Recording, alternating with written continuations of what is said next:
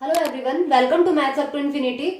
आज हम करने वाले हैं 2016 का question paper.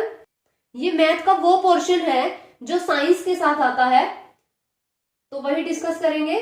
Our first question, if a plane passes through the point 111 से पास करता है plane and is perpendicular to the line और x minus 1/3 is equal to y minus 1/0 and z minus 1/4, then its perpendicular distance from the origin से perpendicular distance find out करना है plane का।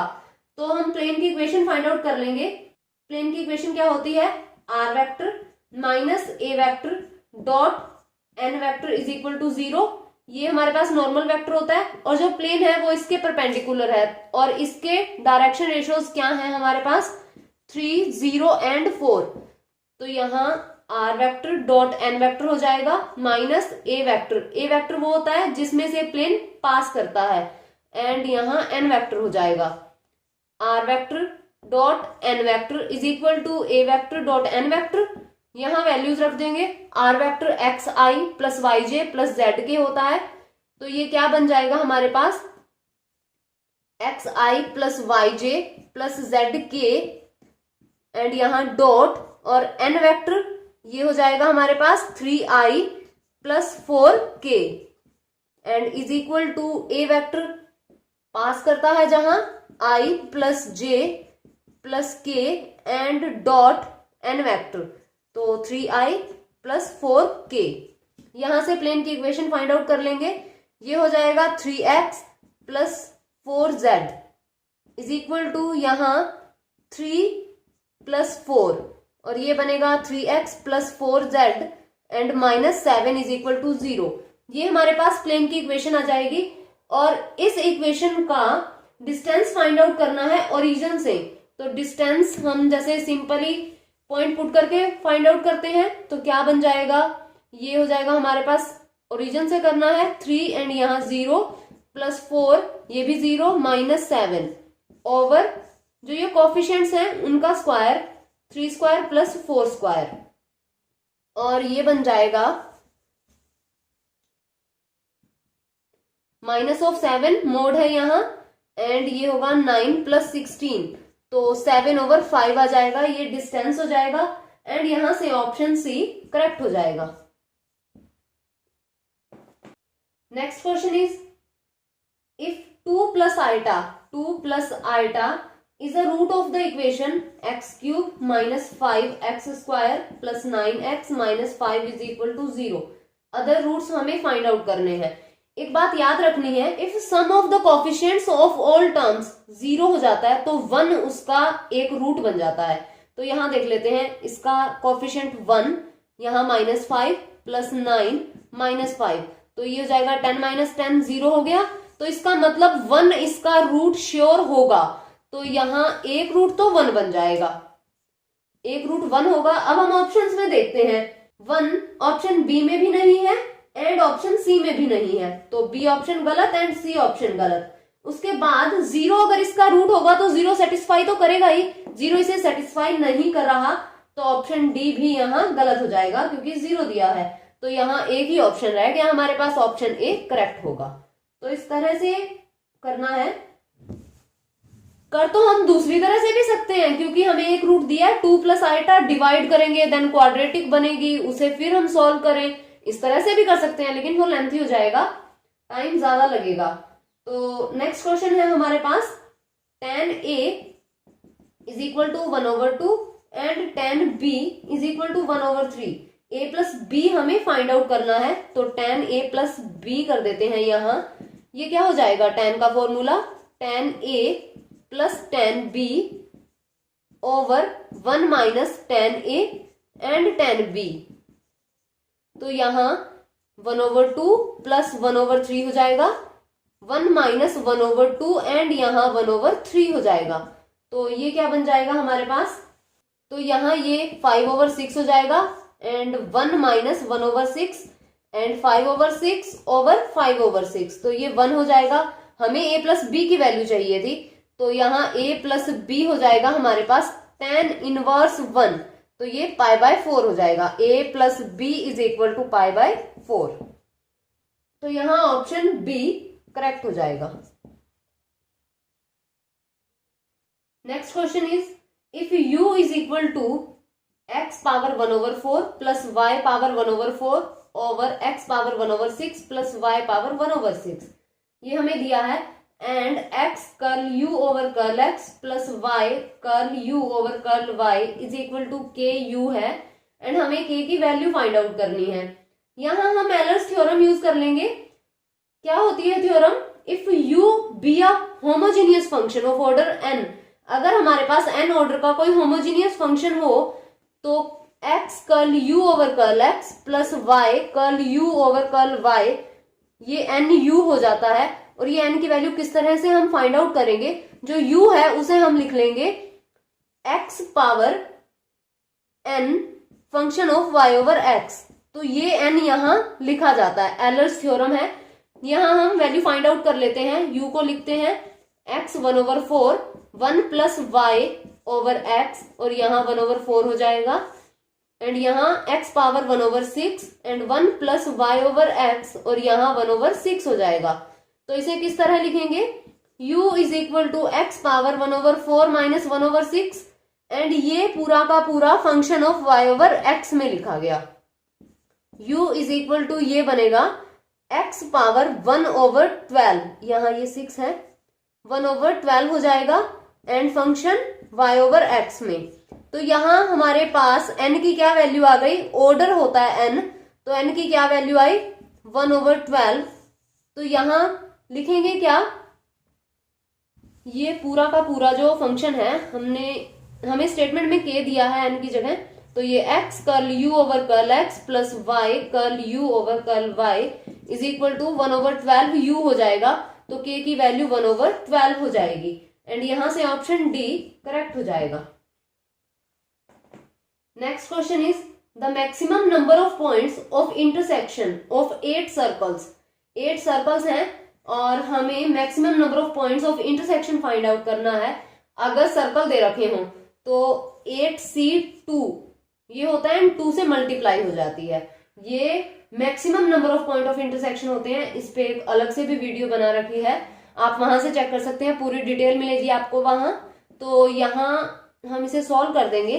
2 multiply combination open करेंगे 8 factorial 2 factorial and यहाँ हो जाएगा 6 factorial. ये बनेगा 2 मल्टीप्लाई 8 7 एंड 6 फैक्टोरियल, यहाँ ये 2 एंड 6 फैक्टोरियल, ये कैंसिल आउट, ये भी कैंसिल आउट। तो 56 यहाँ आंसर आ जाएगा एंड ऑप्शन डी करेक्ट हो जाएगा।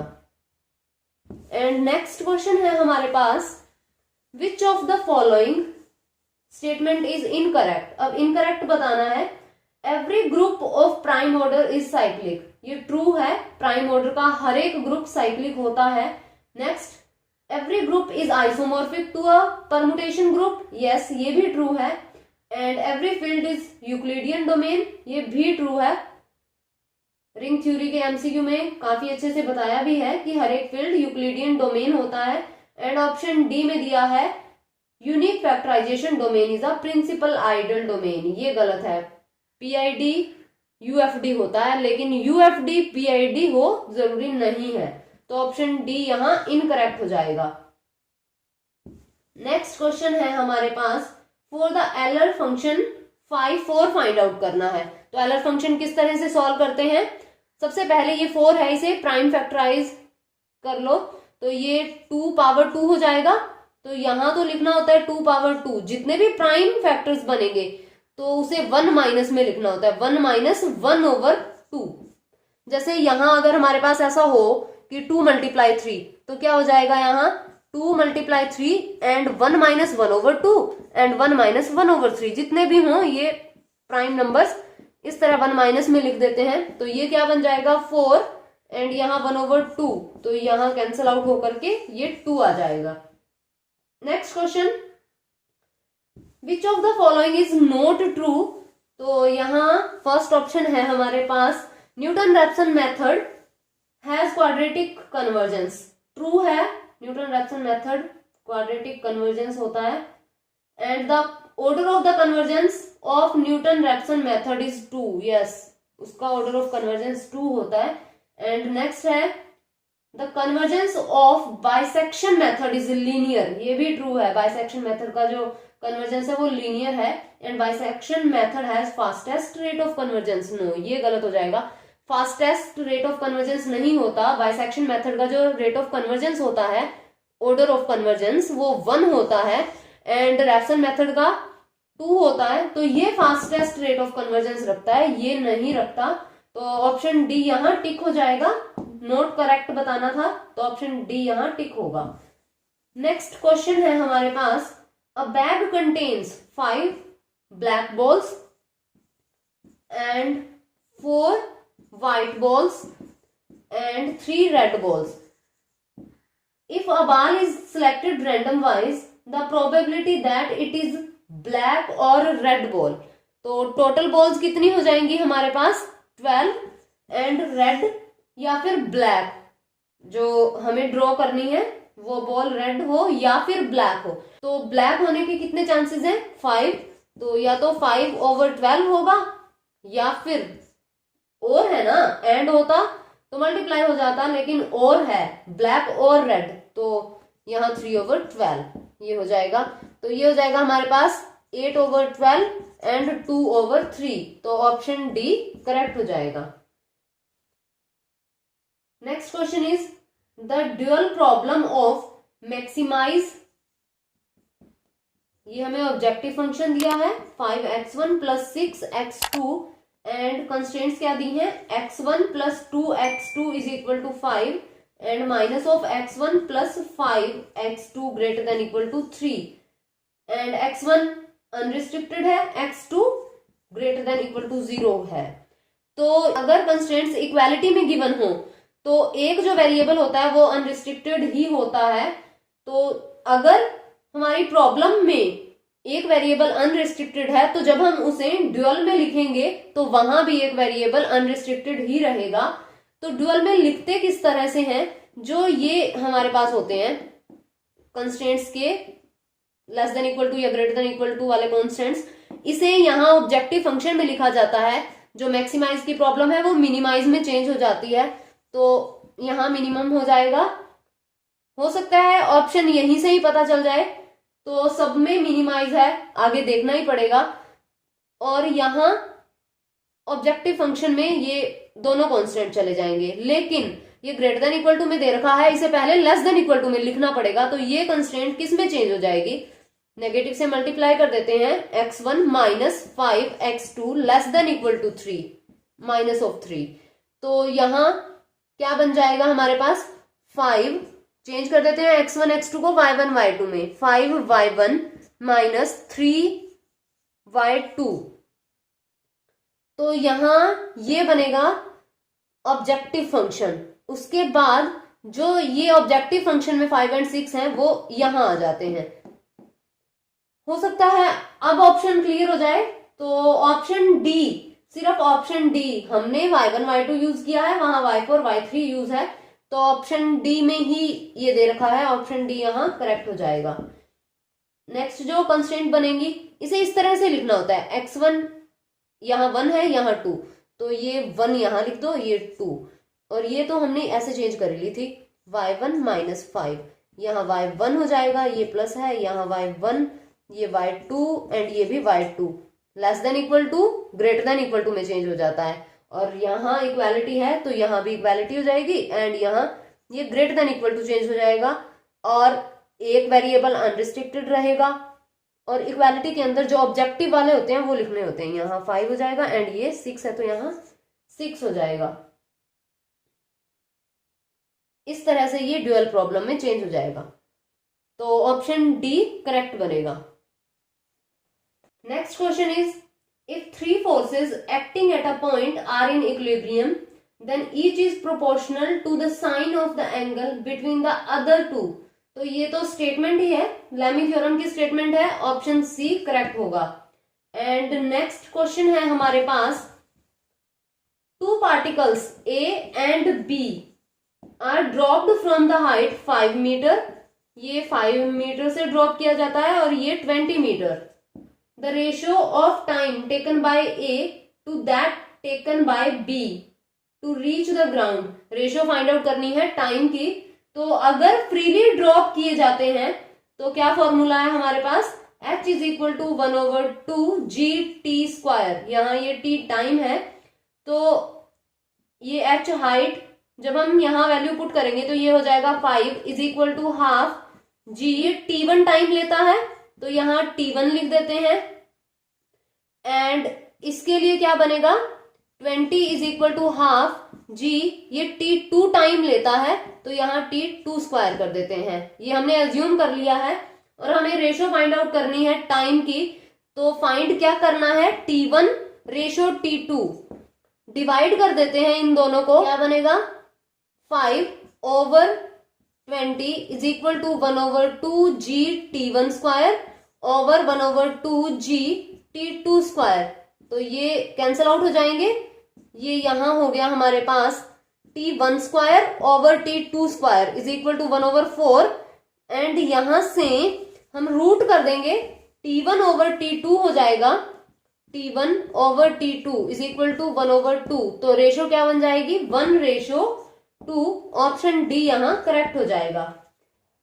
Next question is the time taken by a projectile through with a velocity, ये हमें थीटा दिया है तो सेंटीमीटर पर second, and at an angle alpha with the horizontal to attain the maximum height. Maximum height find out करने के लिए direct result ही होता है थीटा साइन अल्फा ओवर, यानी यहां जो भी वेलोसिटी दे रखी हो, ये कुछ अलग सी नोटेशन है, तो यहां साइन अल्फा ओवर जी ग्रेविटी, ये हो जाता है। तो ऑप्शन सी यहां करेक्ट होगा, डायरेक्ट रिजल्ट है ये। एंड नेक्स्ट क्वेश्चन है हमारे पास the system of equations. System of equations दे रखी हैं, 2 इक्वेशंस हैं, बताना है कि कितने सॉल्यूशन होंगे। Equation 2x plus 3y is equal to 7 and 14x plus 21y is equal to 49। 7 से डिवाइड करेंगे, ये हो जाएगा 2x plus 3y is equal to 7। ये इक्वेशन चेंज हो गई इसमें। अब हमारे पास ये इक्वेशन एंड ये इक्वेशन है, दोनों सेम है, इसका मतलब इनफाइनाइट सॉल्यूशन हो जाएंगे। ऑप्शन डी यहां करेक्ट हो जाएगा। अगर coefficient of x and coefficient of y equal हो एंड कांस्टेंट टर्म अलग हो तो लाइंस पैरेलल होती हैं, नो सॉल्यूशन हो जाता है। और अगर सेम ही आ जाए इक्वेशन तो इसका मतलब लाइन के ऊपर ही लाइन बनेगी, तो इनफाइनाइट सॉल्यूशन हो जाएंगे। तो यहां सेम है तो infinite solution, and option D correct हो जाएगा।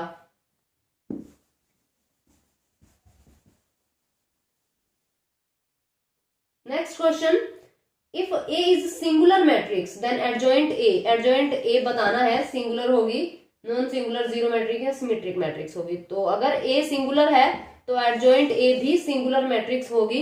ये क्वेश्चंस जो पेपर हमारा साइंस के साथ नहीं भी आता, जो फुल्ली मैथ आता है, तो वहां से भी काफी रिपीट होते रहते हैं। ये जरूरी नहीं है कि जो पेपर मैथ साइंस वाला जो मैथ है वो वहां से रिपीट नहीं होगा। प्रीवियस ईयर्स सभी और सभी के लिए इंपॉर्टेंट है, क्योंकि मैथ का पोर्शन है जो सिंपल पूरा मैथ आता है, कंप्लीट मैथ, और जो साइंस के साथ आता है, तो दोनों में काफी रेपिटेशन हो जाती है। एंड नेक्स्ट क्वेश्चन है हमारे पास, if B is non singular matrix है, B हमारे पास कोई नॉन सिंगुलर मैट्रिक्स है एंड A कोई स्क्वायर मैट्रिक्स है, and determinant of B inverse AB, तो ये हमें फाइंड आउट करना है। B नॉन सिंगुलर मैट्रिक्स है, इसका मतलब इनवर्स एग्जिस्ट करता है, तभी यहाँ इनवर्स दिया है। तो डिटर्मिनेंट मल्टीप्लिकेशन के अंदर अलग अलग हो जाता है, इसे हम इस तरह लिख लेंगे, और ये जो इनवर्स है ये बाहर आ जाएगा, यहाँ ये बनेगा, and 1 determinant of B, and यहाँ determinant of A and determinant of B, ये cancel out, and determinant of A हमारा आंसर आ जाएगा, एंड ऑप्शन बी यहां करेक्ट हो जाएगा।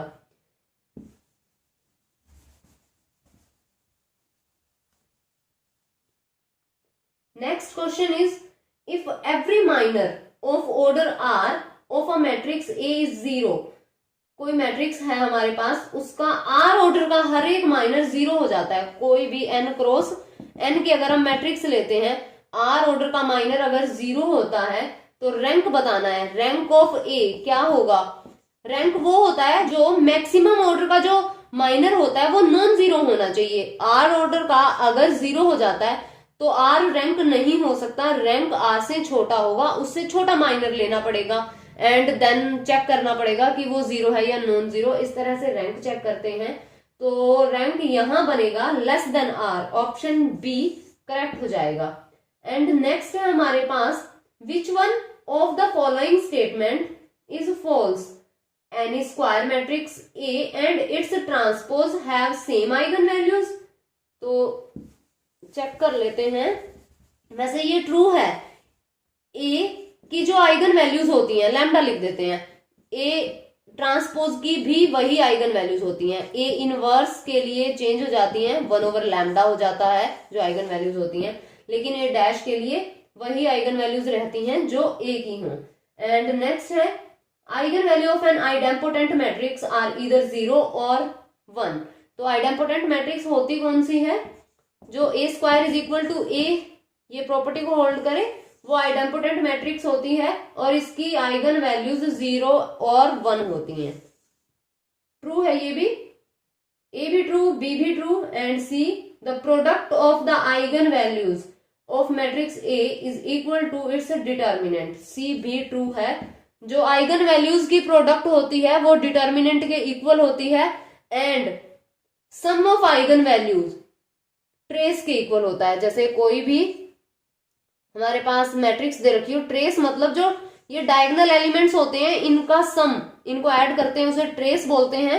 तो trace is equal to sum of eigen values and determinant क्या होता है? Product of eigen values. ध्यान रखना है, ये काफी शॉर्ट हो जाता है इन प्रॉपर्टीज से question.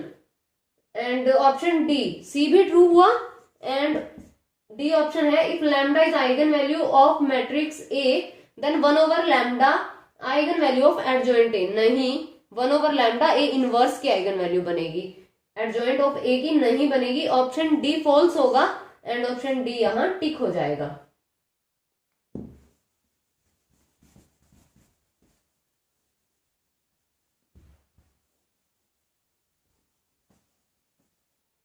Next question is, set A and B have 3 and 6 elements respectively. A set में 3 and B set में 6 elements हैं. What can be minimum number of elements in A union B? Minimum number of elements बताने हैं। Minimum number of elements तभी हो सकते हैं जो A में 3 एलिमेंट्स हैं और B में 6 हैं, तो 3 उनमें से सेम हो जाएं, लेकिन 6 एलिमेंट्स तो इसकी यूनियन में आएंगे ही, तो 6 एलिमेंट्स हो जाएंगे मिनिमम एलिमेंट्स। और अगर मैक्सिमम चेक करना हो यूनियन के अंदर, मैक्सिमम एलिमेंट्स कब होंगे? जब ये 3 भी अलग हो, ये 3 भी अलग हो। एग्जांपल लेके देख लेते हैं। जैसे यहाँ अगर हमारे पास 1 2 3 है और यहाँ 1 2 3 4 5 6 है, तो यूनियन में 6 एलिमेंट्स तो आएंगे ही। अगर एक भी चेंज कर दिया, यहाँ 7 कर दिए, तो एलिमेंट्स 7 हो जाएंगे, मिनिमम तो 6 रहेंगे ही। और मैक्सिमम अगर चेक करना हो, हमें तो मिनिमम ही करना था इस क्वेश्चन के अंदर, तो ऑप्शन बी करेक्ट हो जाएगा। लेकिन अगर मैक्सिमम चेक करना हो तो ये सारे जो एलिमेंट्स हैं ये अलग अलग हो जाएंगे। 6 तक यहाँ 7 8 एंड 9 कर देंगे, तो यूनियन के अंदर 9 एलिमेंट आ जाएंगे। Maximum number of elements check करना हो, लेकिन हमें इस क्वेश्चन के अंदर मिनिमम देखना था, तो ऑप्शन बी करेक्ट होगा। And next question is, if X Y, ये X Y and Y is equal to 1/x दिया है, where x not equal to 0 and x real को बिलोंग करता है। एंड ये ए सेट है, बी सेट हमें दिया है X Y, y is equal to minus of x and x belongs to reals. तो यहां बताना है कि A union B and A intersection B क्या बनेगा। ग्राफिकली चेक कर लेते हैं। ए सेट में y is equal to 1/x वाले पॉइंट्स हैं, तो y is equal to 1/x का ग्राफ किस तरह बनेगा? ये इस तरह बनता है। And y is equal to minus of x का ग्राफ इस तरह बनेगा, 0 को पास करता हुआ। तो ये ग्राफ्स कहीं भी कट नहीं करेंगे, इसका मतलब इंटरसेक्शन में कोई पॉइंट नहीं आएगा, ए इंटरसेक्शन बी यहाँ 5 हो जाएगी। एंड यूनियन में तो दोनों ही पॉइंट्स आ जाएंगे, ये भी आ जाएगा, ये भी आ जाएंगे एंड ये भी आ जाएंगे। तो यूनियन ऐसा नहीं कह सकते कि ए सेट होगी बी सेट होगी, तो दोनों ही होंगे। तो यहाँ ऑप्शन सी करेक्ट बनेगा, ए इंटरसेक्शन बी यहाँ 5 हो जाएगा, ऑप्शन सी करेक्ट होगा।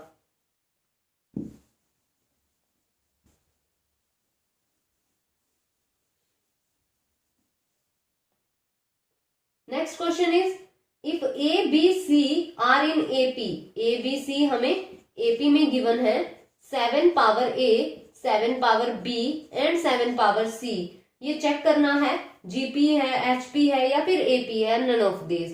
तो इस तरह का अगर क्वेश्चन आता है, बाकी जो प्रीवियस ईयर्स की हैं उनमें भी इस तरह का क्वेश्चन आ रखे हैं कि एबीसी एपी में दिए या फिर जीपी में दिए, मतलब इस तरह के ही क्वेश्चन आए हैं।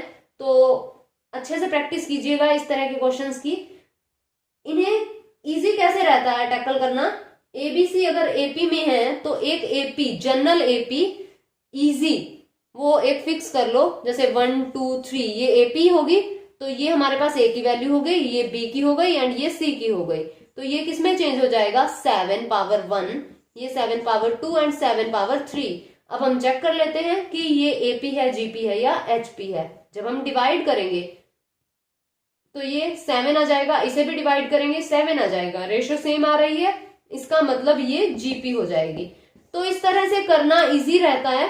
कई बार काफी टफ स्टेटमेंट्स आ जाती हैं, तो इस तरह फिक्स करके एपी दी है तो एपी फिक्स कर लेंगे, जीपी दी है तो जीपी फिक्स कर लेंगे, लेकिन फिक्स हमेशा इजी करना है, टफ से टफ नहीं करना ताकि क्वेश्चन और ज्यादा कॉम्प्लिकेटेड ना हो। तो यहाँ जीपी हो जाएगा एंड ऑप्शन ए करेक्ट हो जाएगा। Next question is if the sum of the series 1 + 3 over x + 9 over x square + 27 over x cube and हमें दिया है x greater than 0 is a finite number. इनका जो सम है ये कोई फाइनाइट नंबर आ रहा है, तो हमें वैल्यू बतानी है x की कि कौन से x के लिए ये फाइनाइट वैल्यू देगा। तो हम यहाँ देख लेते हैं, इनफाइनाइट जीपी है, इनफाइनाइट जीपी का सम क्या होता है, a/1 - r which is finite. तो यहाँ a की क्या वैल्यू बनेगी, 1/1 - r क्या बनेगा, यहाँ जब हम डिवाइड करेंगे तो ये हो जाएगा हमारे पास 3/x, तो यहाँ ये 3/x बना। सॉल्व करेंगे 1/x - 3/x होगा, उसे हम यहाँ लिख देते हैं। ये वैल्यू फाइनाइट नंबर है कोई, ये इन्फिनिटी हो ही कहाँ रहा है, एट 3 पे। तो x जहां 3 नहीं होगा, x नॉट इक्वल टू 3 के लिए ये नंबर फाइनाइट हो जाएगा। और हमें दिया है x ग्रेटर देन 0, ये 0, ये 1, ये 2, ये 3, 4, इस तरह देख लेते हैं। तो x ग्रेटर देन 3 के लिए भी फाइनाइट है एंड x लेस देन 3 के लिए भी फाइनाइट है, लेकिन x ग्रेटर देन 0 है तो यहाँ लेस देन में -1 -2 ये नंबर्स भी आ जाते हैं, तो यहाँ इसलिए ये नहीं लेंगे, x ग्रेटर देन 3 वाला आ जाएगा। x ग्रेटर देन 3 के लिए ये फाइनाइट नंबर बनेगा, क्योंकि यहाँ x ग्रेटर देन 0 दिया है एंड x लेस देन 3 करेंगे तो ये नेगेटिव नंबर्स भी आ जाते हैं, इसलिए x ग्रेटर देन 3 यहाँ आंसर बन जाएगा एंड ऑप्शन बी करेक्ट हो जाएगा। या फिर हम इस तरह से भी देख सकते हैं कि x ग्रेटर देन 0 है, तो यहाँ 0 से लेकर के 3, ना 0 काउंट हो ना 3 काउंट हो, तो 0 to 3 इस तरह से इस ओपन इंटरवल के अंदर भी ये फाइनाइट वैल्यू देगा, लेकिन ये ऑप्शन में दे नहीं रखा, ऑप्शन में सिर्फ यही है, तो ऑप्शन बी यहाँ करेक्ट हो जाएगा। Next question is if h is a harmonic mean between p and q, p and q में हार्मोनिक मीन है h by p plus h by q हमें फाइंड आउट करना है। ये क्वेश्चन जो कंप्लीट मैथ का पेपर आता है उसमें भी आ चुका है। तो यहाँ क्या बनेगा, हार्मोनिक मीन फाइंड आउट करने का क्या फॉर्मूला होता है, दो नंबर्स दे रखे हों तो 2ab/a+b, तो यहाँ नंबर्स pq हैं तो 2pq/p+q होगा। यहाँ वैल्यू क्या बन जाएगी, h/p, तो 2pq over p and p plus q plus 2pq over यहाँ q and p plus q हो जाएगा।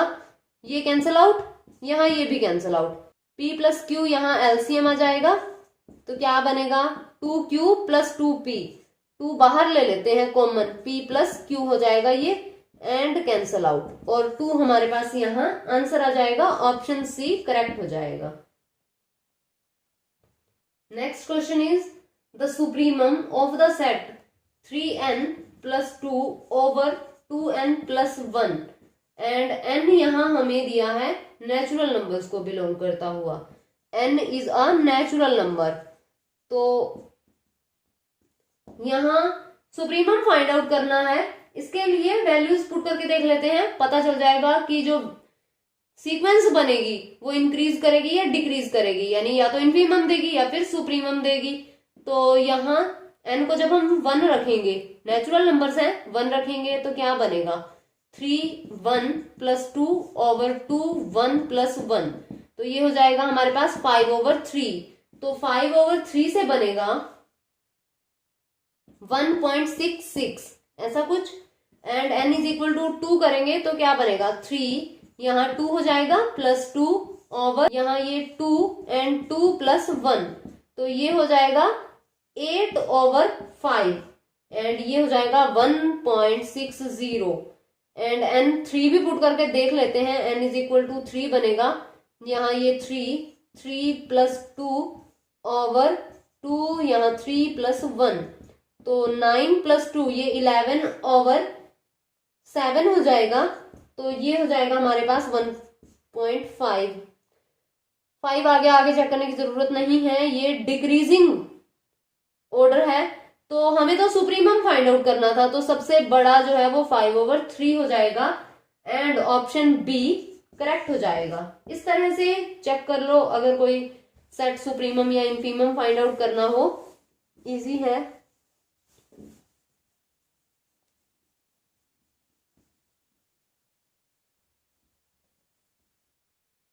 Next question is which one of the following set is compact, तो कॉम्पैक्ट बताना है कौन सा सेट होगा। तो जो हमने एमसीक्यू किए थे सेट थ्योरी के, उसमें कॉम्पैक्ट क्लोज्ड एंड ओपन काफी अच्छे से काफी डिटेल में बताया है, अगर आपको डिटेल देखनी है तो आप उस वीडियो को देख सकते हैं। एंड यहां देख लेते हैं कॉम्पैक्ट होता क्या है, compact is equal to closed plus bounded, closed हो एंड बाउंडेड हो, क्लोज्ड में प्रॉब्लम हो सकती है, बाउंडेड तो वैसे ही पता चल जाएगा। तो सेट ऑफ नेचुरल नंबर्स 1 2 3 हमें नहीं पता कहाँ रुकेंगे, तो ये बाउंडेड नहीं होगा, ऑप्शन ए गलत हो जाएगा। And set of real numbers -∞ to infinity होते हैं, बाउंडेड नहीं होते, ऑप्शन बी भी गलत हो जाएगा। And option C set of rational numbers भी अनबाउंडेड होते हैं, ऑप्शन सी भी गलत हो जाएगा। एंड ऑप्शन डी यहाँ दिया है क्लोज्ड इंटरवल ए बी, ये क्लोज भी है एंड बाउंडेड, ऑप्शन डी यहाँ करेक्ट होगा। वैसे भी 3 ऑप्शन गलत हो चुके हैं तो चौथा ऑप्शन करेक्ट हो जाएगा। ये क्वेश्चन भी दूसरे जो पेपर है उनमें आ चुका है, सेम स्टेटमेंट्स यूज हो रही हैं बिल्कुल एज इट इज, तो आप एक बार वो प्रीवियस ईयर्स भी चेक करके देख सकते हैं, लिंक डिस्क्रिप्शन में भी दिया है, आप वहां से देख सकते हैं। And next question is the sequence defined by an is equal to 1 plus 2 over n and n plus 3, ये दिया है, कन्वर्ज किसे करती है ये बताना है। तो सीक्वेंस है, कन्वर्जेंस चेक करने के लिए लिमिट लगानी पड़ेगी, limit n tending to infinity 1 plus 2 over n and n plus 3, sequence and series इन दोनों को कन्वर्जेंस या डाइवर्जेंस चेक करना हो, अलग अलग मेथड होता है।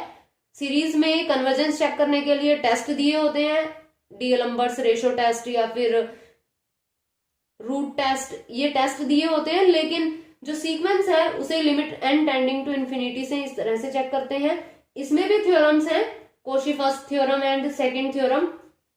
स्टेटमेंट्स ध्यान रख लो, क्योंकि ये जो थ्योरम्स हैं ये जो टेस्ट है इनसे इजी हो जाता है, अगर ये आपके सिलेबस में नहीं भी हैं तो भी अगर थोड़ा याद हो तो हम अप्लाई कर सकते हैं और इजी सॉल्व कर सकते हैं। तो यहाँ ये क्या हो जाएगा हमारे पास ये इन्फिनिटी, ये 0 हो जाएगा एंड इन्फिनिटी, 1 पावर इन्फिनिटी हो गया एंड 1 पावर इन्फिनिटी के लिए हमारे पास शॉर्टकट होता है, जिसका लिंक भी डिस्क्रिप्शन में दिया है, आप चेक कर सकते हैं। काफी अच्छा शॉर्टकट है, काफी यूजफुल है, आपकी काफी प्रॉब्लम्स को सॉल्व करेगा ये। तो इसे लिखते कैसे हैं, ई पावर अल्फा में, एंड अल्फा की हम वैल्यू फाइंड आउट कर लेते हैं, N tending to infinity 1 + 2 over n - 1 हो जाएगा, n + 3 हो जाएगा, ये कैंसिल आउट और हमारे पास बना limit n tending to infinity and 2n + 3 over n, तो यहां से 2 आ जाएगा हमारे पास एंड ई पावर अल्फा, और अल्फा की वैल्यू आई 2, तो क्या बन जाएगा, इस लिमिट की क्या वैल्यू आ जाएगी, ई पावर 2। तो जो ये सीक्वेंस है ये किसे कन्वर्ज करेगी, ई स्क्वायर को, एंड ऑप्शन बी यहां करेक्ट हो जाएगा। Next question is the series 1/3 power p + 1/5 power p + 1/7 power p is converges if, बताना है p की किस वैल्यू के लिए ये सीरीज कन्वर्ज करेगी। तो इसे समेशन में लिख देते हैं, a n आ जाएगा 1/2n + 1 पावर p, और ये छोटा होगा less than 1/n power p इससे। तो इसे चेक कर लेते हैं, अगर जो सीरीज ये बड़ी है और ये सीरीज अगर कन्वर्ज कर गई तो छोटा तो कन्वर्ज करेगा ही, लेकिन डाइवर्जेंस के केस में ऐसा नहीं होता, बड़ा अगर डाइवर्ज करे तो हो सकता है छोटा कन्वर्ज करे, लेकिन कन्वर्जेंस चेक कर सकते हैं। तो ये p टेस्ट है और ये सीरीज कब कन्वर्ज करेगी, p > 1 के लिए, स्ट्रिक्टली > 1 के लिए ये कन्वर्ज करेगी, तो ये सीरीज भी p > 1 के लिए कन्वर्ज करेगी एंड ऑप्शन सी करेक्ट बनेगा। और ये जो सीरीज है p टेस्ट याद रख लो, p <= 1 के लिए ये डाइवर्ज करता है एंड > 1 के लिए कन्वर्ज करता है, समेशन 1/n पावर p, तो यहां से ऑप्शन सी करेक्ट हो जाएगा।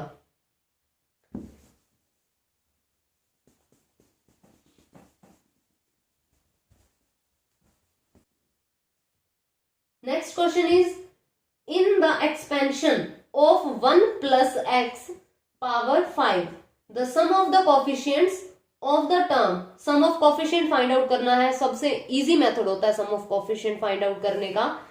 तो यहाँ जो कोफिशिएंट दे रखे हैं डायरेक्ट उन्हीं को ऐड कर दो, ये तो 1 है कांस्टेंट टर्म प्लस इसका कोफिशिएंट 1 पावर जितनी हमें दे रखी हो, तो 2 पावर 5 हो जाएगा 32। डायरेक्ट हम ऐसे कोफिशिएंट्स का सम फाइंड आउट कर सकते हैं, तो ऑप्शन बी करेक्ट हो जाएगा।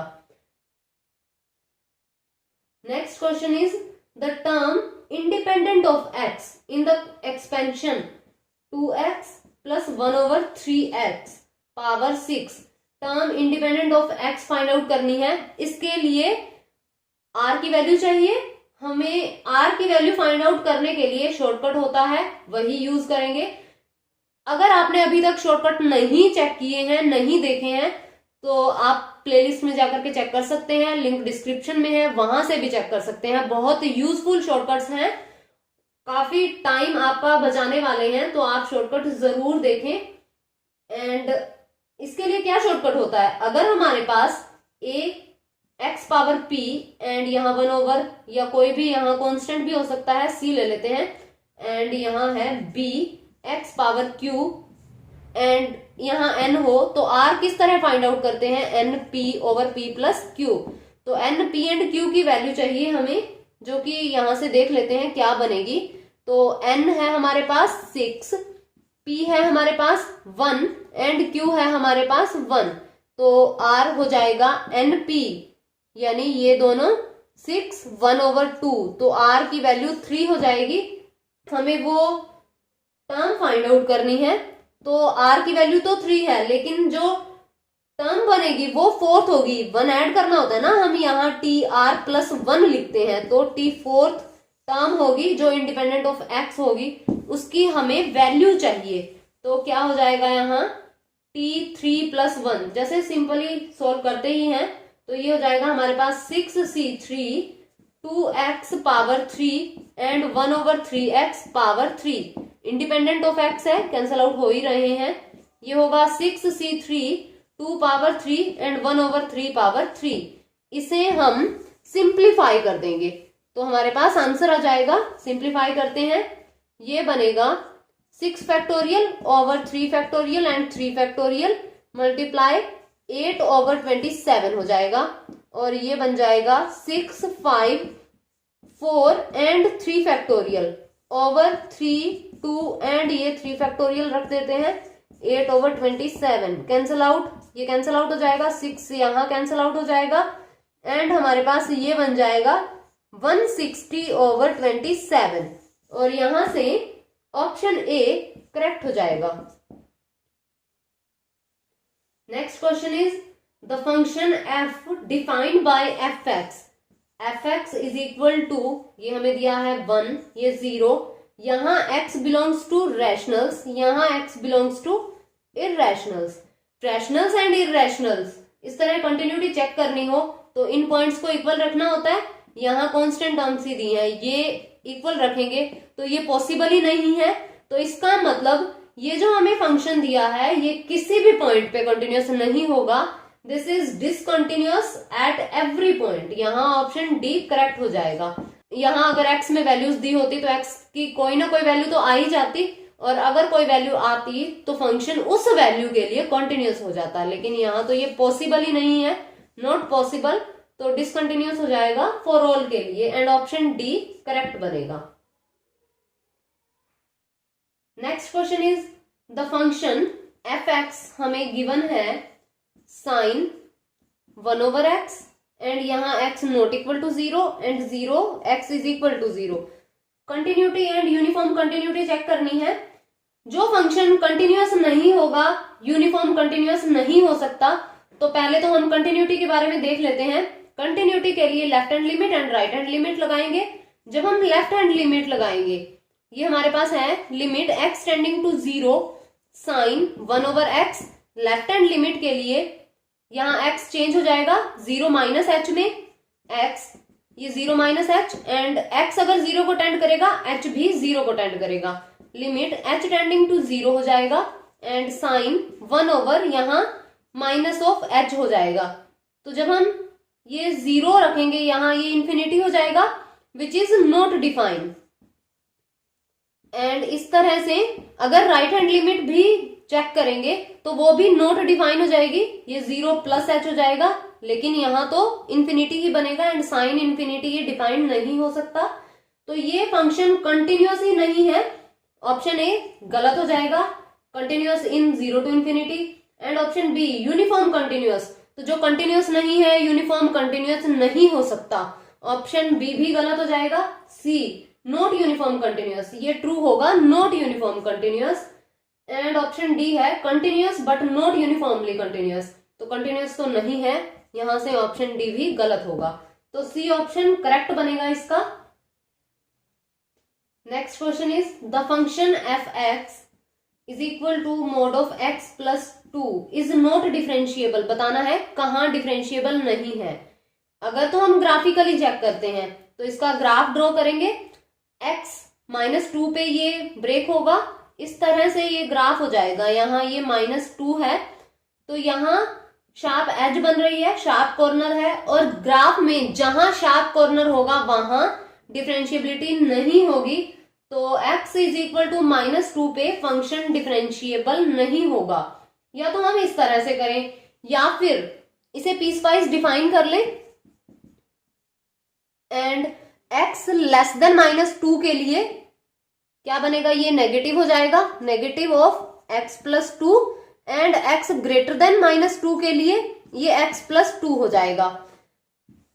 अब यहां left hand derivative and right hand derivative जो हम फॉर्मूला लगाते हैं F H minus F H C over H minus C करके, या तो वैसे करें या फिर इसे सीधा ही कर सकते हैं। डिफरेंशिएबिलिटी चेक करनी हो तो सीधा भी कर सकते हैं, माइनस ऑफ एक्स माइनस 2, लेकिन हर एक क्वेश्चन में सीधा नहीं करना, कई बार स्टेटमेंट कंफ्यूज भी कर देती है। ये हो जाएगा x plus 2, x less than -2 के लिए, x ग्रेटर देन -2 के लिए। अब यहाँ x लेस देन -2 में कोई प्रॉब्लम नहीं है, पॉलिनोमियल है, डिफरेंशिएबल होगी। ग्रेटर देन -2 पे भी कोई प्रॉब्लम नहीं है, पॉलिनोमियल है, डिफरेंशिएबल होगी। लेकिन -2 पे हमें चेक करना पड़ेगा, f डैश देखेंगे अगर डेरिवेटिव एग्जिस्ट हुआ फिर डिफरेंशिएबल हो जाएगा। ये हो जाएगा हमारे पास -1 और ये हो जाएगा 1। x less then -2 and x greater than -2। तो एक वैल्यू तो -1 है एंड एक 1 है, इक्वल नहीं हुई, इसका मतलब डिफरेंशिएबल नहीं होगा। अगर इक्वल हो जाती तो ये डिफरेंशिएबल हो जाता। तो -2 पे फंक्शन डिफरेंशिएबल नहीं बनेगा एंड ऑप्शन सी करेक्ट होगा। वैसे ग्राफिकली चेक करना इजी रहता है। ग्राफिकली डिफरेंशिएबिलिटी एंड कंटिन्यूटी किस तरह से चेक करनी है ऑलरेडी वीडियो अपलोड कर दी है, आप वहां चेक कर सकते हैं। बहुत इजी रहता है ग्राफिकली, लेकिन अगर हमें ग्राफ नहीं पता फिर मुश्किल हो जाती है। एंड नेक्स्ट क्वेश्चन है हमारे पास, the value of the derivative of F X is equal to, यहाँ x-1 प्लस ये x-3 at x is equal to 2 पे हमें चेक करना है। ये जो फंक्शन होगा, अब हमें डेरिवेटिव की वैल्यू फाइंड आउट करनी है। डिफरेंशिएबिलिटी नहीं बतानी कि डिफरेंशिएबल है या नहीं, डेरिवेटिव की वैल्यू फाइंड आउट करनी है। तो ये किस तरह से करेंगे, हम पीस वाइज डिफाइन कर लेते हैं। ये क्या बन जाएगा, यहाँ x लेस देन 1 के लिए अलग वैल्यू देगा, x जब 1 एंड 3 के बीच होगा तब अलग value, and x greater than 3 के लिए अलग वैल्यू। तो यहाँ x लेस देन 1 के लिए चेक करते हैं। लेस देन 1 के लिए दोनों नेगेटिव हो जाएंगे, -x + 1 -x + 3, एंड जब x 1 एंड 3 में होगा तो ये पॉजिटिव हो जाएगा, this one is negative, -x + 3 हो जाएगा ये। एंड जब x ग्रेटर देन 3 होगा देन x - 1 + x - 3 हो जाएगा।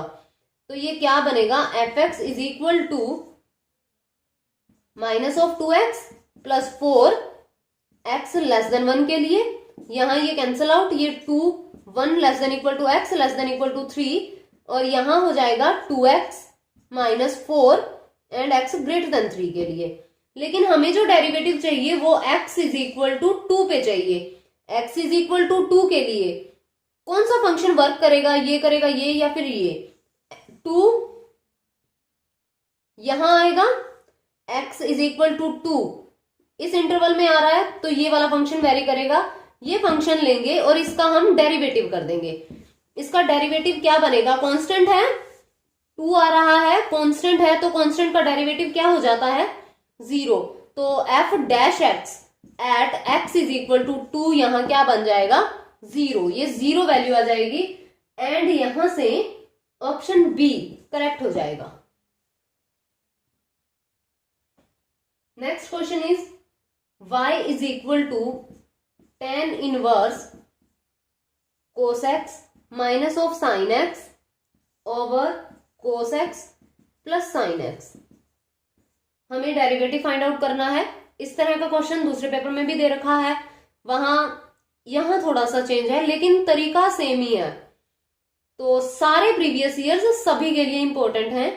तो यहां पहले हम इसे सिंप्लीफाई कर लेंगे, ये बन जाएगा tan इनवर्स, ये cos से डिवाइड कर देते हैं न्यूमरेटर एंड डिनोमिनेटर दोनों को, तो ये हो जाएगा 1 minus tan x over 1 plus tan x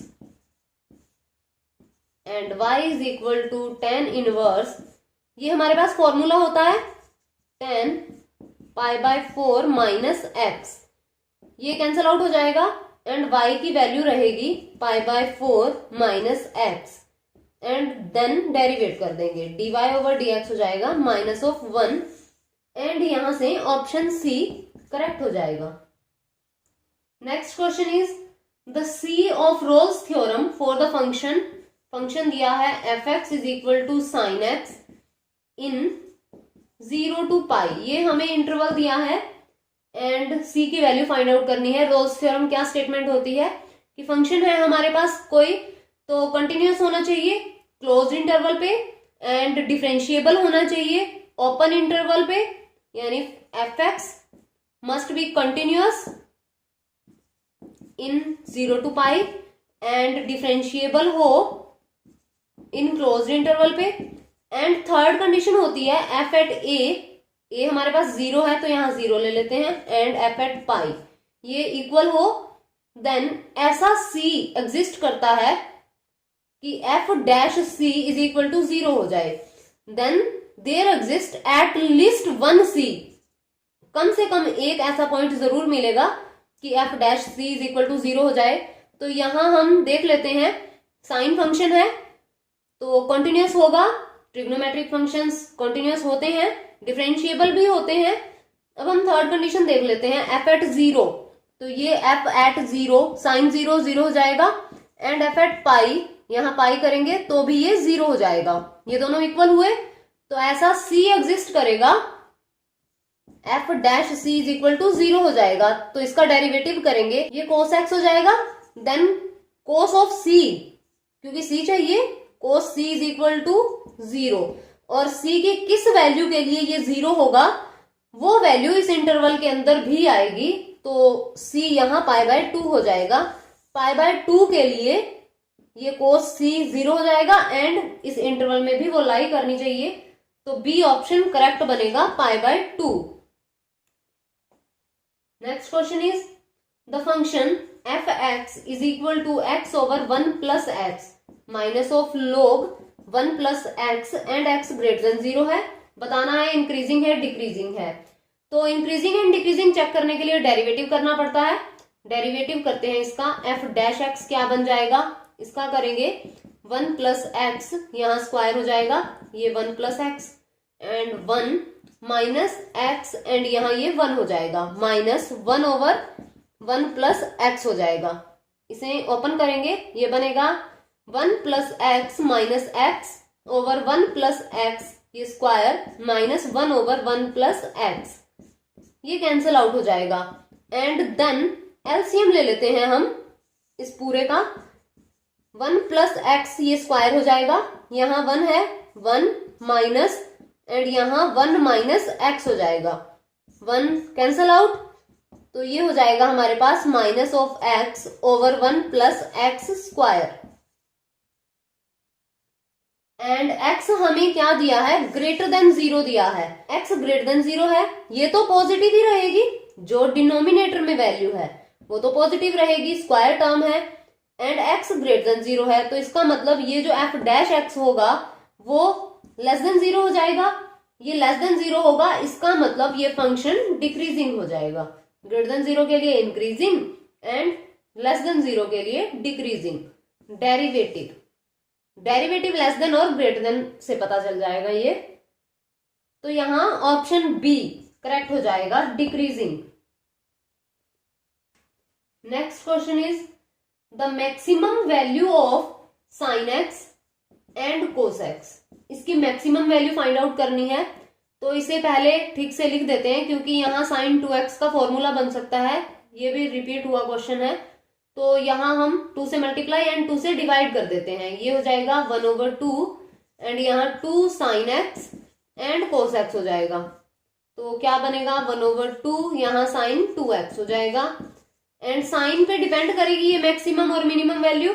तो यहाँ साइन की मैक्सिमम वैल्यू क्या होती है 1, तो यहाँ ये 1 रख देंगे एंड हाफ, इसकी मैक्सिमम वैल्यू आ जाएगी, एंड ऑप्शन डी करेक्ट हो जाएगा। अगर तो साइन एंड कोस में इस तरह से पता चले तो ठीक, अदरवाइज जो सेकंड डेरिवेटिव टेस्ट यूज करते हैं हम मैक्सिमम एंड मिनिमा के लिए, उससे भी हम चेक कर सकते हैं, ये तो बिल्कुल ही सिंपल है, तो यहां ऑप्शन डी करेक्ट हो जाएगा। Next question is if y is equal to log of mod x and dy over dx हमें फाइंड आउट करना है, सीधा ही हो जाएगा, ये 1 ओवर x आएगा इसका, लेकिन यहाँ ऑप्शन ए दिया है 1 ओवर एक्स, बी दिया है 1 ओवर मोड ऑफ एक्स, तो कंफ्यूज नहीं होना, 1 ओवर मोड ऑफ एक्स नहीं आएगा। अगर इसे डिटेल में वैसे देखें तो ये क्या बनेगा, इसका डेरिवेटिव क्या बनेगा, dy over dx is equal to 1 over mod of X हो जाएगा, एंड मोड ऑफ एक्स का जब हम डेरिवेटिव करते हैं क्या होता है, x over mod of x, and फिर x का करेंगे अगेन ये 1 हो जाएगा, तो क्या बना हमारे पास x over mod of x का स्क्वायर। मोड ऑफ x क्या होता है, इसे किस तरह लिख सकते हैं, ये, तो इसका मतलब यहां स्क्वायर है, दोनों तरफ अगर स्क्वायर करेंगे तो ये x स्क्वायर हो जाएगा, तो ये क्या बना x ओवर x स्क्वायर, तो यहां ये कैंसल आउट हुआ, एंड 1 ओवर x हमारे पास आंसर आ जाएगा, एंड ऑप्शन ए यहां करेक्ट बनेगा, ऑप्शन बी करेक्ट नहीं बनेगा। 1 ओवर mod ऑफ x नहीं है, 1 ओवर x इसका आंसर बनेगा। Next question is integration 1 over x log of x dx। तो यहां हमें इंटीग्रेशन फाइंड आउट करनी है। log x का डेरिवेटिव है यहाँ, तो log x को t पुट कर लेते हैं, क्या बन जाएगा 1 over x dx is equal to dt। तो ये बनेगा integration 1 over t and dt। तो ये बन जाएगा log ऑफ t। यहाँ p यूज कर रखा है जो कांस्टेंट ऑफ इंटीग्रेशन है, हम भी p लिख देते हैं। t की वैल्यू लिखेंगे log of x plus p। तो ऑप्शन बी यहां करेक्ट हो जाएगा, ऑप्शन बी करेक्ट बनेगा। Next question is 1 to 2 x minus 1, ये मोड में दिया है dx, वैल्यू फाइंड आउट करनी है। ये जो लिमिट है ये कहां ब्रेक हो रही है 1 पे, क्योंकि मोड फंक्शन 1 पे ब्रेक होगा, तो ये 1 पे ब्रेक हो जाएगी। लेकिन हमें जो लिमिट दी है वो 1 to 2 दी है, और लिमिट में चेक करना होता है कि नेगेटिव होगा फंक्शन या फिर पॉजिटिव होगा। तो यहाँ लिमिट में फंक्शन पॉजिटिव हो रहा है, 1 से ग्रेटर के लिए ये पॉजिटिव हो जाएगा। तो यहाँ इसे ओपन कर देते हैं, ये पॉजिटिव बनेगा एंड ये dx। सिंपल इंटीग्रेशन है अब x square over 2 minus x, and limits हैं 1 to 2, तो ये हो जाएगा 2 स्क्वायर ओवर 2 माइनस 2 माइनस ये होगा 1 ओवर 2 माइनस 1। तो यहाँ ये 2 माइनस 2 हो जाएगा एंड माइनस ये हो जाएगा हमारे पास माइनस हाफ, तो ये प्लस हाफ। तो यहाँ जो आंसर आएगा वो 1 ओवर 2 हो जाएगा एंड ऑप्शन बी यहाँ करेक्ट हो जाएगा। Next question is integration minus pi by 2 to pi by 2 and यहाँ है cos X dx। Value find out करनी है। अगर लिमिट इस तरह दे रखी हो माइनस a टू a, तो फंक्शन को चेक कर लो ये इवन फंक्शन है या फिर ओड फंक्शन है। ओड फंक्शन हो तो डायरेक्ट इंटीग्रल की वैल्यू 0 हो जाती है, एंड इवन फंक्शन हो तो उसे थोड़ा सॉल्व करना पड़ता है। तो चेक कर लेते हैं। एफ एक्स है हमारे पास, कोस एक्स माइनस एक्स में रिप्लेस करेंगे, ये हो जाएगा, यहां माइनस एक्स लिखेंगे, कोस का माइनस तो खत्म ही हो जाता है, तो ये कोस एक्स हो जाएगा, इक्वल हुए।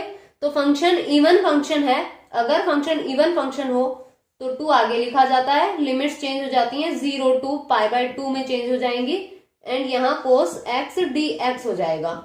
हम डायरेक्ट भी इंटीग्रेट कर सकते हैं, लेकिन इस तरह से भी कर सकते हैं।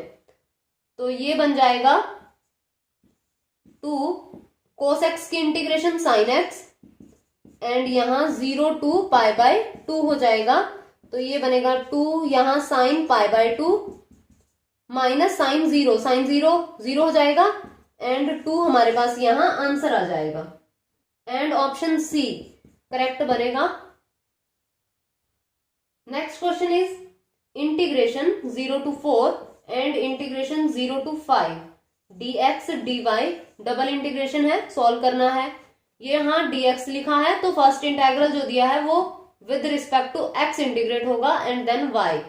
तो यहाँ 0 to 4 लिख देते हैं, x क्योंकि 1 है तो ये लिमिट लगा देते हैं, ये dy हो जाएगा, एंड देन 0 to 4 यहाँ 5 dy बन जाएगा। अब विद रिस्पेक्ट टू y हो जाएगा 5y एंड 0 to 4, तो ये बन जाएगा हमारे पास 20, एंड यहां से ऑप्शन डी करेक्ट हो जाएगा। Next question is the centre of gravity of uniform lamina bounded by the coordinate axis and the arc of the conic x is equal to a cos theta and y is equal to b sin theta in the first quadrant is at। तो centre of gravity find out करनी है। ये जो हमें coordinate given है ये किसके coordinate है, इलिप्स के कोऑर्डिनेट है, और इक्वेशन क्या बनेगी, X square over A square plus Y square over B square is equal to 1। थोड़ा लेंथी क्वेश्चन है, तो ऐसे क्वेश्चंस को लास्ट में देखना चाहिए क्योंकि टाइम लगता है, एंड हो सके तो कुछ एक कर्व्स की सेंटर ऑफ ग्रेविटी आप थोड़ा माइंड में रख लीजिए, जैसे इलिप्स हो गया, या फिर एस्ट्रॉइड की भी पूछी जा सकती है, इंपॉर्टेंट है एस्ट्रॉइड की भी। तो इस तरह से थोड़ा माइंड में रख लो ताकि कैलकुलेशन ना करनी पड़े एंड डायरेक्ट वहां आंसर टिक हो जाए। अदरवाइज तो इन्हें लास्ट में ही करना बेनिफिशियल रहता है, टाइम कंज्यूमिंग क्वेश्चंस होते हैं ये। तो क्या बनेगा, x का कोऑर्डिनेट बनेगा हमारे पास यहाँ 0 to a, ये लिमिट हो जाएगी, एंड x, और ये बनेगा a square minus x square, ये dx हो जाएगा, and divide by 0 to a, and यहाँ a square minus x square dx हो जाएगा। तो इसे सिंप्लीफाई करेंगे, यहाँ इसका डेरिवेटिव है, अगर हम हाफ से मल्टीप्लाई कर देते हैं माइनस हाफ, और यहाँ -2 ये लिख देते हैं, तो ये डेरिवेटिव है साथ में, और इसकी इंटीग्रेशन क्या बन जाएगी, minus half a square minus x square half plus 1 करते हैं 3/2 हो जाएगा, ओवर यहां भी 3/2 हो जाएगा। मतलब अगर हम इसे t पुट करेंगे तो ये dt हो जाएगा, एंड देन इंटीग्रेट कर सकते हैं। यहां मैंने डायरेक्ट ही अगर डेरिवेटिव पढ़ा है तो पावर रूल लगा दिया, जैसे हम सिंपल इंटीग्रेट करते हैं, ओवर यहां ये limit of integration 0 to a हो जाएंगी, और इसके लिए हमारे पास फॉर्मूला होता ही है 1/2 x and a square minus x square plus a square over 2, and यहां हो जाएगा sine inverse x over a, and limits 0 to a लगा देंगे। उसके बाद इसे सिंप्लीफाई कर लेंगे, क्या बनेगा हमारे पास, लिमिट्स लगाएंगे जब, ये हो जाएगा यहाँ a 0 हो जाएगा, a स्क्वायर करेंगे तो, एंड जब हम 0 पुट करेंगे तो ये यहां बना माइनस हाफ ऑलरेडी है, and a square power 3/2 over 3/2 over यहां a रखेंगे तो ये 0 हो जाएगा, एंड यहां वैल्यू बनेगी a square over 2 and sine inverse 1। तो साइन इनवर्स 1 को π/2 लिख देते हैं, तो यहां ये π/2 हो जाएगा, फर्स्ट क्वाड्रेंट में चाहिए वैसे भी, एंड जब हम लोअर लिमिट पुट करेंगे तो ये 0 बनेगा एंड ये भी 0 हो जाएगा। अब हम इसे सिंप्लीफाई कर लेते हैं, क्या बनेगा, तो ये क्या बनेगा, यहां ये मॉडुलस फंक्शन होता है, तो यहां ये बन जाएगा हमारे पास 1/3 and a³ over a square π/4। तो 1/3 यहाँ a³ है, 4 ओवर a स्क्वायर पाई हो जाएगा, देन ये हो जाएगा हमारे पास 4/3 a/π। तो ये x कोऑर्डिनेट हो जाएगा, एंड y कोऑर्डिनेट भी फाइंड आउट कर लेंगे इस तरह से। लेकिन अगर ऑप्शन का पता x कोऑर्डिनेट से ही चले तो y कोऑर्डिनेट फाइंड आउट करने की जरूरत नहीं है। तो ये वैल्यू सिर्फ ऑप्शन डी में आ रही है, तो ऑप्शन डी यहाँ करेक्ट हो जाएगा, और किसी भी ऑप्शन में नहीं है, तो ऑप्शन डी करेक्ट बनेगा। Next question is the integrating factor of the differential equation. ये इक्वेशन दी है dy/dx plus y is equal to 1 plus y over x। इसे हम लीनियर डिफरेंशियल इक्वेशन में चेंज कर लेते हैं। लीनियर डिफरेंशियल इक्वेशन किस तरह की होती है, dy/dx प्लस p यहाँ y is equal to q, यहाँ फंक्शन ऑफ x होता है, तो इंटीग्रेटिंग फैक्टर क्या बनेगा, e पावर यहाँ हो जाएगा p dx। तो ये इंटीग्रेटिंग फैक्टर हो जाएगा, इसे चेंज कर लेते हैं, ये dy/dx plus y is equal to 1/x plus ये y/x हो जाएगा, और इस तरफ ले आते हैं हम, ये बनेगा dy/dx प्लस यहाँ 1 minus 1/x and y is equal to 1/x हो जाएगा। अब हमारे पास p की वैल्यू ये है, तो इंटीग्रेटिंग फैक्टर बन जाएगा e power integration 1 minus 1/x dx, और इंटीग्रेशन करेंगे e power x minus of log x हो जाएगा, एंड ये बनेगा e power x and e power minus of log x। तो e power x and e power minus यहां चला जाएगा log x -1, एंड यहाँ e power x and x power -1 ये इंटीग्रेटिंग फैक्टर हो जाएगा, इसे हम लिख लेंगे e power x over x, और यहां से ऑप्शन बी करेक्ट हो जाएगा। कई बार सीधी इक्वेशन नहीं दी होती, उसे चेंज करके and then integrating factor find out करना पड़ता है। Next question is particular integral of differential equation. Differential equation क्या है? 4d² over dx square plus 4dy over dx minus 3y is equal to e power 2x। तो particular integral find out करना है। Auxiliary equation क्या बनेगी? 4d² plus 4d minus 3 and यहां ये y is equal to e power 2x हो जाएगा। 1 over 4d² plus 4d minus 3 and यहां e power 2x particular integral हो जाएगा। अब हम यहां d को 2 वैल्यू पुट कर देंगे, तो ये क्या बन जाएगा? 1 ओवर 4 और यहाँ 2² प्लस 4, यहाँ ये 2 and minus 3 e power 2x। Then ये सॉल्व करने पे बनेगा 1 ओवर 2 to the 4 और यहाँ 16 plus 8 minus 3 and e power 2x। तो ये हो जाएगा हमारे पास 21 and e power 2x over 21, ये पर्टिकुलर इंटेग्रल हो जाएगा एंड यहां से ऑप्शन सी करेक्ट हो जाएगा।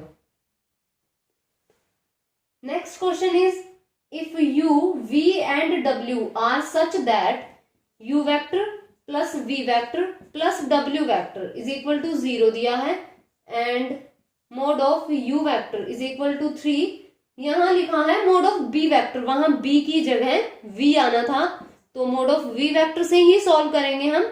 मोड ऑफ v वेक्टर हो जाएगा हमारे पास ये 4 है and mod of w vector 5 है, और हमें वैल्यू फाइंड आउट करनी है u vector dot v vector plus v vector dot w vector plus w vector dot u vector. तो इसे ले लेंगे एंड स्क्वायर कर देंगे, ये बन जाएगा u vector plus v vector plus w vector. Square करेंगे ये बनेगा u vector square plus v vector square plus w vector square and plus 2 u vector dot v vector plus 2 u vector dot w vector plus 2 v vector dot w vector. सारी values हैं हमारे पास, put कर देते हैं। ये 0 है तो यहाँ 0 is equal to u vector mod square है, मोड ऑफ u वेक्टर हमें 3 दिया है, ये 3 स्क्वायर हो जाएगा प्लस यहाँ ये 4 स्क्वायर हो जाएगा प्लस यहाँ ये 5 स्क्वायर हो जाएगा प्लस 2 बाहर ले लेते हैं एंड यहाँ u vector dot v vector plus u vector dot w vector plus v vector dot w vector ले लेते हैं। तो ये क्या बनेगा? 9 प्लस 16 प्लस 25 प्लस 2 एंड ये पूरा का पूरा इस तरह आ जाएगा। यहाँ ये 0 है तो इसे जब हम ऐड करेंगे ये 50 हो जाएगा। इसे हम लिख लेते हैं, ये बनेगा हमारे पास 0 is equal to 50 plus 2 and ये u vector dot v vector plus u vector dot w vector and v vector dot w vector होगा।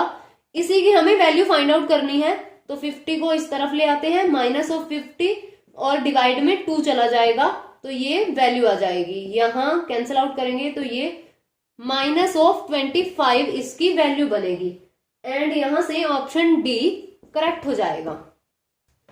Next question is the value of, ये हमें दिया है a vector plus b vector and यहाँ b vector plus c vector and यहाँ दिया है c vector plus a vector, और यहाँ हमें वैल्यू फाइंड आउट करनी है इसकी। ये स्केलर ट्रिपल प्रोडक्ट है जिसे ओपन करते हैं हम, a vector plus b vector और यहाँ डॉट और यहाँ b vector plus c vector and cross c vector plus a vector. तो इस तरह से ओपन करते हैं स्केलर ट्रिपल प्रोडक्ट को। इसे हम सिंप्लीफाई कर लेंगे, क्या बनेगा? a vector plus b vector इस तरह रखते हैं एंड देन यहाँ क्रॉस प्रोडक्ट करनी है, क्या बन जाएगा? b vector cross c vector plus b vector cross a vector plus C vector cross C vector and plus C vector cross A vector, तो ये बन जाएगा। उसके बाद यहां डॉट प्रोडक्ट ओपन कर देंगे, ये बनेगा A vector dot B vector cross C vector, और इसे हम लिख सकते हैं A vector B vector and C vector इस तरह से। और अगर यहां कोई भी वेक्टर रिपीट हो रहा है तो वो डायरेक्ट वैल्यू 0 हो जाती है, तो हम डायरेक्ट इसे इसी तरह से लिखते हैं। जब हम मल्टीप्लाई करेंगे तो ये क्या बन जाएगा हमारे पास, A vector dot B vector cross C vector plus A vector dot, फिर इसके साथ करेंगे B vector cross A vector हो जाएगा, और इसे हम A vector B vector and A vector लिख देंगे। अब यहां ए वेक्टर रिपीट हो रहा है तो ये क्या हो जाएगा 0। तो इस तरह सिंप्लीफाई कर लेते हैं इसे पूरा, ये बनेगा A vector B vector C vector and यहां प्लस, जब हम इसे इसके साथ करेंगे ए वेक्टर 2 टाइम्स आ जाएगा, वैल्यू 0 हो जाएगी। उसके बाद ए वेक्टर को यहां करेंगे, सी वेक्टर रिपीट हो रहा है, वैल्यू 0 हो जाएगी, और यहां इसके साथ करेंगे तो ए वेक्टर फिर से रिपीट हो रहा है, देन अगेन 0। उसके बाद यहां बी वेक्टर करेंगे फिर 0, यहां बी वेक्टर रिपीट 0, यहां ये सी वेक्टर रिपीट 0, और फिर ये वैल्यू बनेगी B vector C vector A vector. इस सीक्वेंस को चेंज नहीं कर सकते, बी वेक्टर पहले है तो पहले लिखा जाएगा, then C vector and then A vector. उसके बाद ये तो A vector B vector and C vector लिखा, यहां ये B vector C vector and A vector है, तो इसे भी हम A vector B vector and C vector लिख लेते हैं। जब हम यहां चेंज करेंगे तो नेगेटिव साइन बाहर आ जाता है, तो क्या बनेगा A vector B vector C vector and एक नेगेटिव बाहर आएगा, इसे चेंज कर देते हैं बी वेक्टर, यहां A vector and C vector, C vector अब अपनी जगह पे गया। उसके बाद A vector B vector C vector, एक नेगेटिव और बाहर आएगा, प्लस हो जाएगा, एंड ए वेक्टर यहां लिखा जाएगा, A vector B vector and C vector, और ये बन जाएगा हमारे पास 2 into A vector B vector and C vector, और यहां से ऑप्शन सी करेक्ट हो जाएगा। Next question is the dimension of vector space of all real numbers over the field of all rationals. Dimension find out करनी है रियल्स की over rationals. तो dimension क्या होती है, रियल्स ओवर रैशनल्स इनफाइनाइट, तो ऑप्शन डी यहां करेक्ट हो जाएगा। जब हमने पहले ये सॉल्व किए थे, डायमेंशन फाइंड आउट करी थी, तो कुछ एक सेट बताए भी थे कि आप याद रख लीजिए कि इनकी डायमेंशंस क्या होती हैं। जैसे रियल ओवर रियल होगा तो डायमेंशन 1 हो जाएगी, किसी भी सेट की ओवर इटसेल्फ डायमेंशन 1 होती है। अब यहाँ आर ओवर क्यू है, ये इनफाइनाइट होती है। जैसे सी कॉम्प्लेक्स ओवर आर होगा, डायमेंशन 2 हो जाएगी। तो इसे मैंने डिटेल में पहले भी बताया है और इन्हें याद रख लीजिए। एक क्वेश्चन आ ही जाता है डायमेंशन का, हर एक पेपर में आ चुका है डायमेंशन पूछने वाला, ये सीधा सा क्वेश्चन है। Next question is the inclination of the straight line passing through the point -3 6, line pass करती है -3 6 से, and the mid point of the line joining the points 4 -5 and -2 9। तो जो लाइन है वो एक तो ये पॉइंट दे दिया और एक पॉइंट इनका मिड पॉइंट है, ये ए एंड बी लिख लेते हैं। तो मिड पॉइंट क्या बनेगा, मिड पॉइंट देखते हैं। इंक्लिनेशन मतलब झुकाव कितना है उसका एक्सिस पे, तो मिड पॉइंट क्या बनेगा 4 -2/2 एंड 9 -5/2, ये हो जाएगा 2/2 एंड ये हो जाएगा 4/2। तो यहाँ पॉइंट बना 1 एंड 2। अब हमारे पास जो लाइन है जिसका इंक्लिनेशन चाहिए वो -3 6 एंड 1 एंड 2 इनसे पास करती है। तो इंक्लिनेशन किस तरह फाइंड आउट करेंगे, वो स्लोप ही है जो हमें बताती है कि कोई लाइन किस तरह से झुकी हुई है। तो स्लोप फाइंड आउट कर लेंगे, और एंगल फाइंड आउट करने के लिए स्लोप क्या होती है, dy ओवर dx है वैसे तो, अगर हमें एंगल फाइंड आउट करना हो तो ये tan थीटा, इंक्लिनेशन कहां से पता चलता है, ये tan थीटा के इक्वल हो जाएगा। तो स्लोप क्या बनेगी, y2 minus y1 over x2 minus x1 होता है। तो यहाँ y2 ये हो जाएगा 2 माइनस 6 ओवर x2 यहाँ 1 प्लस 3 हो जाएगा। तो यहाँ ये बनेगा -4 ओवर 4। तो ये -1 ये स्लोप है जिसे हम इक्वल रख देंगे tan थीटा, और हमें थीटा की वैल्यू चाहिए, -1 हो जाएगा। और tan थीटा किस वैल्यू के लिए -1 बनेगा, बाय ऑप्शन भी चेक कर सकते हैं। तो ऑप्शन डी करेक्ट बनेगा, थीटा यहाँ 3π/4 हो जाएगा। Next question is the latus rectum of the curve 5x² + 9y² is equal to 45। ये इलिप्स है एंड इलिप्स का जो लेटेस्ट रेक्टम है उसकी लेंथ क्या होती है, 2b² ओवर a। तो यहां से हम b एंड a की वैल्यू फाइंड आउट कर लेंगे। 45 से डिवाइड कर देते हैं, ये बनेगा x² over 9 plus y² over 5 is equal to 1। तो a² इज इक्वल टू 9 हो जाएगा, a यहां हमें 3 मिल जाएगा एंड b² 5 हो जाएगा। और वैल्यू रख देते हैं, क्या बनेगा 2b² यहाँ 5 ओवर a 3। तो यहाँ 10 ओवर 3 हो जाएगा लेटेस्ट रेक्टम। तो यहां से ऑप्शन ए करेक्ट हो जाएगा। तो ये था 2016 का question paper, complete question paper का सॉल्यूशन था ये। जो साइंस के साथ मैथ का पोर्शन आता है उसका सॉल्यूशन। तो काफी क्वेश्चंस ऐसे थे जो कंप्लीट मैथ आता है 150 मार्क्स का, वहां से थे। तो इस तरह से काफी क्वेश्चंस रिपीट थे। हमने 4 पेपर्स किए हैं, 2016 का जो फुल्ली मैथ है, 2016 का जो साइंस के साथ आता है वो हमने अभी किया है, 17 के भी दोनों पेपर किए हैं। तो काफी पोर्शन ऐसा है जो कि रिपीट है। तो अगर स्टेटमेंट में थोड़ी बहुत चेंज है तो कंसेप्ट सेम है। इसलिए प्रीवियस ईयर्स जितने भी हैं, अगर आप साइंस के स्टूडेंट हो तो भी आपके लिए वो पेपर इंपॉर्टेंट है, क्योंकि रेपिटेशन होती रहती है। तो आपको वो पेपर भी देखने चाहिए प्रीवियस ईयर्स के। तो आज की वीडियो में बस इतना ही। अगर वीडियो पसंद आए तो लाइक कीजिए, शेयर कीजिए एंड चैनल को सब्सक्राइब कीजिए और बेल आइकन प्रेस कीजिए ताकि आने वाली क्वालिटेटिव वीडियोस की नोटिफिकेशन आपको मिलती रहे।